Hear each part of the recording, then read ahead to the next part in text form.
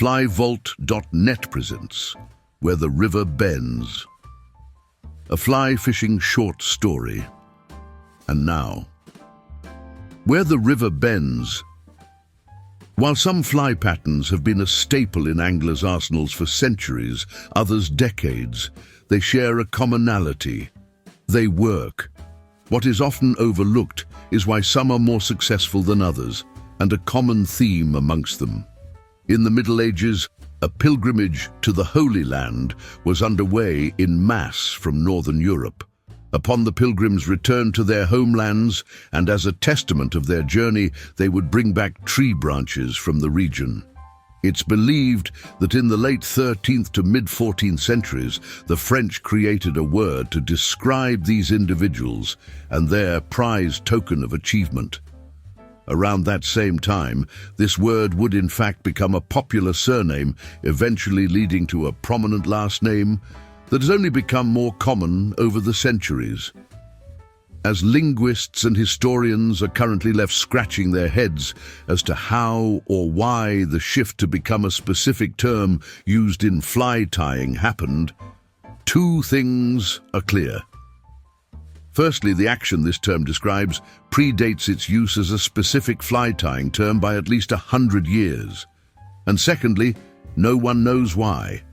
It wasn't until 1651 when the term first appeared in a fly tying context. It was used to describe the open winding of a hackle up the shank of a hook. The current consensus appears to be, this is the point in history when fly dressers would use this term as a description, not just as an action, but also a style of fly, and both have largely been unchanged for over 370 years to date. The early patterns were mostly what the modern angler would consider to be a wet fly, some with wings and others without. There are a few scattered acknowledgements of some of these patterns dancing upon the surface of the water for a brief period of time before they would slip under the surface to find a column of current. By the Victorian period, this trait was being heavily used on not just wet flies but salmon flies as well. Elegantly dressed patterns like the Parsons or Green Highlander are a few prominent illustrations that one might point to as an example of the beautiful designs appearing at the time.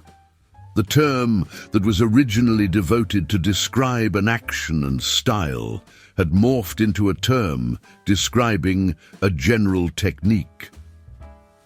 As the world of fly angling and tying evolved into the modern era, the technique hadn't changed much over the centuries, but the idea of only being used on wet flies had. By the 50s, the term was in full swing, now being used on dry fly patterns. Several popular patterns came from that decade, two of which many fly anglers, including yourself, have probably used: the crackleback and elk hair caddis. Other modern styles would emerge using this dated yet effective approach to flies.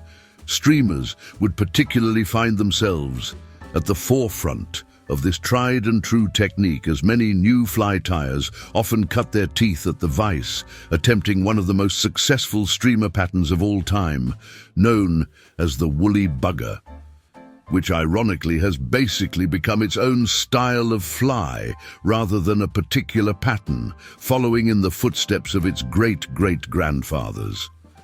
Looking back through the annals of historical achievements and developments of bygone eras, and as we continue to advance fly dressings into the future, it is difficult to imagine a time where we will abandon the technique.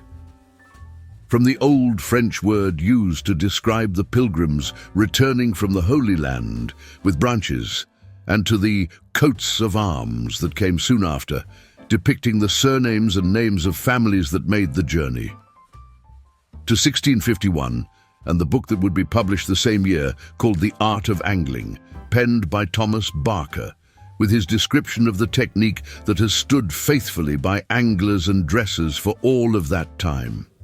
And as we wait to see if the linguists or historians will ultimately rewrite the history books upon a new discovery, we will patiently be waiting at our tying desks to hear of the news as we continue to Palmer, our flies, and now you have heard a long-lost story from a tyer's bench, and one you can share with your friends when you meet them. Where the river bends. It was the 7th inning stretch at the baseball game. I just got back to my seat after fetching Grandma a cold beer and a bag of peanuts when there was a disturbance coming out of the left field bleachers. Next thing I know, there was your subscribe button darting across the field, wearing only his birthday suit. Grandma yelled, "Run, baby!" Luckily, the umpire tackled him just before he got to second base and called him out. I haven't seen her grin that hard since she farted in the checkout lane at the grocery store. So embarrassing. Take care, my friends, and as always, happy tying.